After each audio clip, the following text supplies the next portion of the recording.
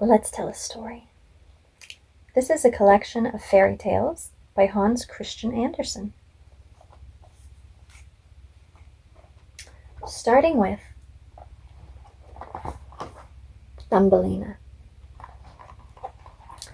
There once was a woman who very much wanted a child. She went and asked an old witch where to find one. "Why, that's easy," replied the witch. "Take this seed, plant it, and see what you shall see." The woman thanked the witch and planted the seed in a flower pot. It sprouted and grew into a tall flower bud. When the flower burst open, sitting on the green cushion at its center was a tiny, pretty girl. She was no taller than your thumb, so the woman called her Thumbelina. The woman created a bed for her out of polished walnut shell, violets, and a rose petal. Thumbelina played among flowers arranged on a plate of water.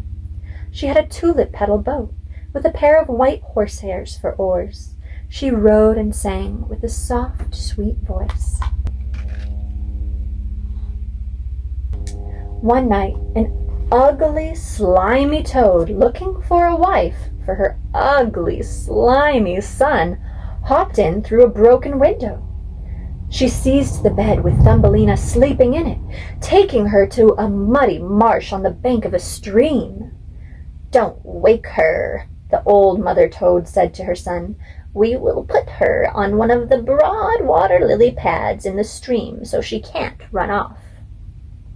Then we can decorate a mud house for you two to live in."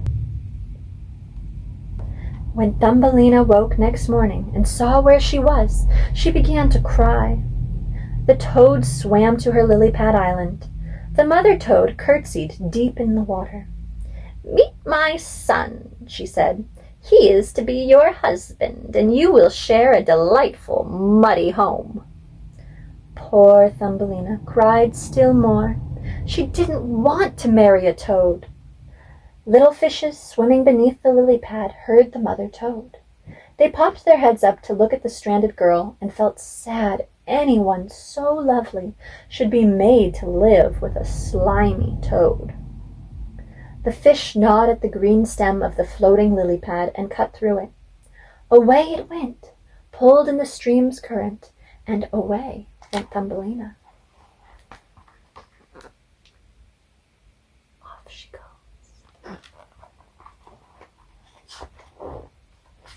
So Thumbelina became a traveler, and she was happy, floating along, enjoying the sunlight on the water. A white butterfly fluttered around and then landed on her lily pad.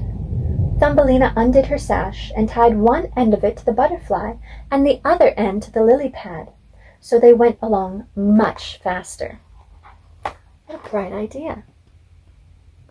Butterfly power.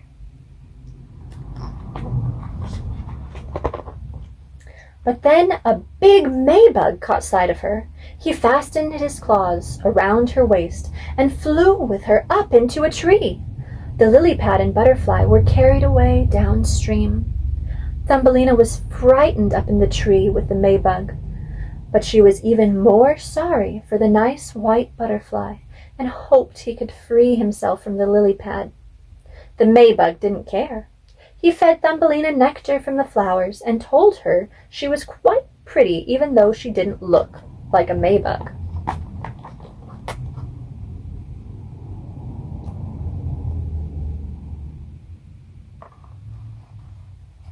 After a while, all the other maybugs came to visit. They stared at Thumbelina. "Why, she has only 2 legs! What a miserable sight! She hasn't any feelers! She is narrow at the waist! How awful! She looks like a human child! How hideous!"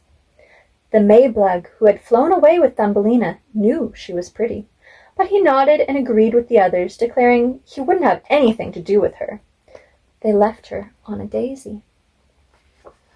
All summer long, Thumbelina lived alone. She wove a hammock out of grass and hung it under a big burdock leaf to keep off the rain. She ate nectar and drank dew. Summer and autumn went by. But when winter came, Thumbelina was terribly cold. The birds flew away. The big burdock leaf shriveled. Every time a snowflake struck her, it was like a whole shovelful landing on one of us, because she was so small. Poor chilly Thumbelina.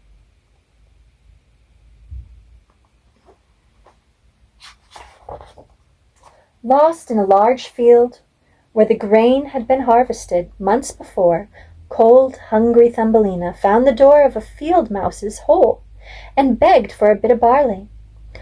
"Oh, you poor dear, come in and share my dinner," said the field mouse, who was a kind-hearted creature, with a cozy home and a storeroom full of grain.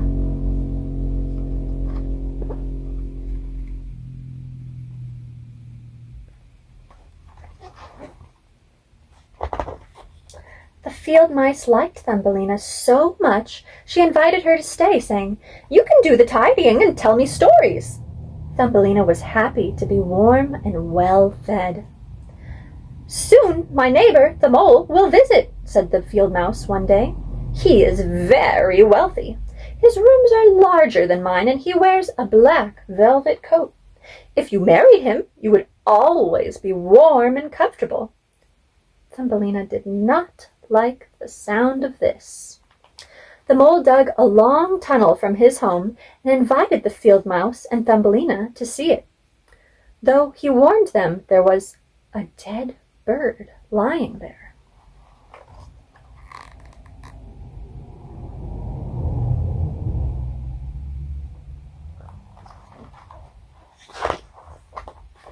Sure enough, in the tunnel lay a swallow, his lovely wings folded. Thumbelina felt so sorry for him. She loved all the birds of summer. But the mole gave the body a kick with his short stump, saying, "He won't chirp any more. How wretched to be a bird who has nothing but his chirp-chirp and must starve to death when winter comes along." "Yes, you are so right, sensible mole," said the field mouse. "What good is chirping in the winter time, when you need food and warmth?" When the others turned away, Thumbelina bent over to smooth the bird's feathers. That night she wove a blanket out of hay and spread it over the dead swallow, so he would lie warm in the cold earth.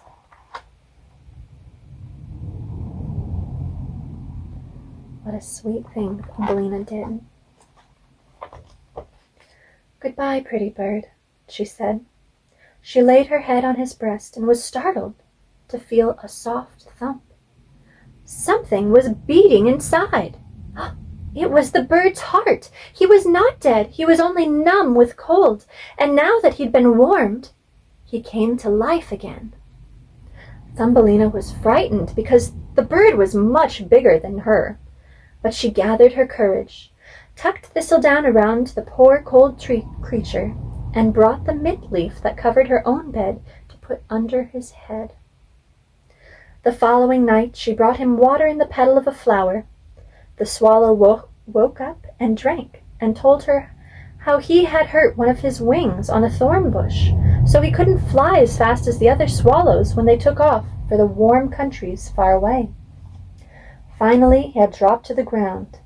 That was all he could remember. The swallow stayed in the tunnel through the winter, and Thumbelina looked after him. She didn't tell the field mouse or the mole, because they didn't like the poor swallow.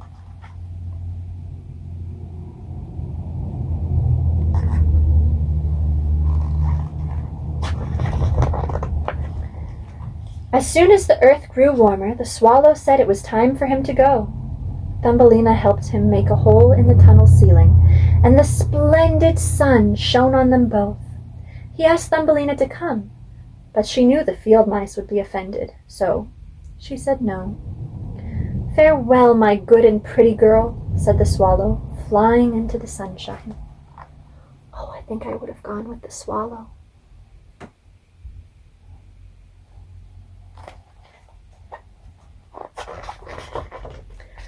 Thumbelina became quite downcast.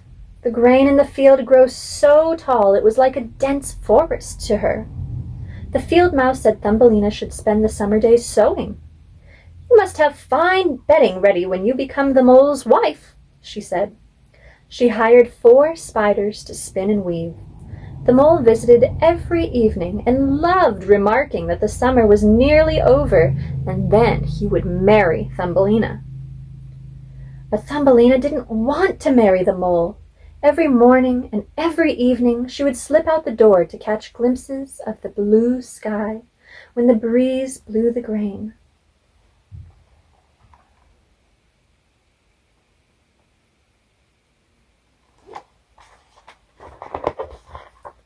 When autumn arrived, the grain was harvested, leaving short, dry stubble. The field mouse declared the bedding was ready, so Thumbelina could marry the mole. Thumbelina wept and said she would not. "Fiddlesticks," said the field mouse. "Why, the queen herself doesn't have a black velvet coat as fine as his. His kitchen and cellar are wonderfully full. Be thankful." On the wedding day, the mole arrived to take Thumbelina to his house, deep underground. "Farewell, bright sun," she called sadly. "If you see my dear swallow, please give him my love." Chirp, chirp! The swallow was there. She told him how she hated having to marry the mole and live below the ground. "Come with me," said the swallow. "You saved my life. I will take you to where it is always summer." Sounds like a good deal to me.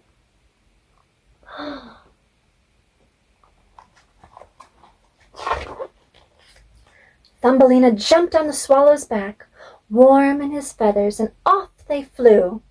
They soared over countries where oranges and lemons hung from the trees, until under green trees on the shore of a blue lake they came to an ancient palace of dazzling white marble. At the top of the lofty pillars many swallows had made their nests. "This is my home," said Thumbelina's swallow. "Choose one of the flowers to live in." Thumbelina said she would have a glorious white rose. The swallow flew down and put Thumbelina on a petal. She was surprised to find a little man in the flower. He was shining and transparent like glass, and he was the same size as Thumbelina. He wore a gold crown, and he had shining wings. He was king of the flower people. The tiny king thought Thumbelina was the loveliest girl he had ever laid eyes on. He asked her name, then asked her to marry him and become queen of all the flowers. He was very, very different from the slimy toad son, the maybug, and the mole. Thumbelina said yes.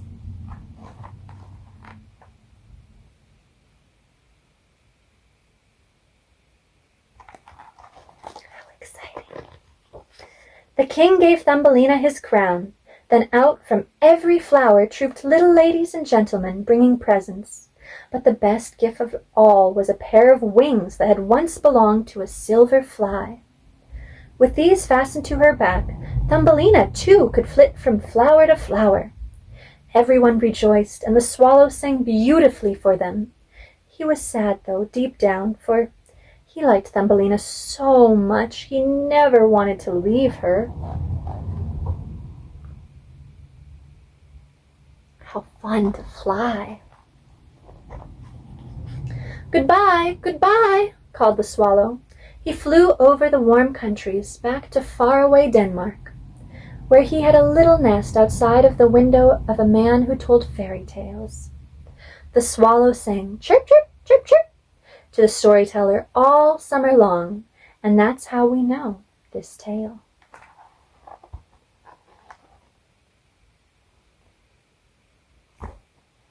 The end.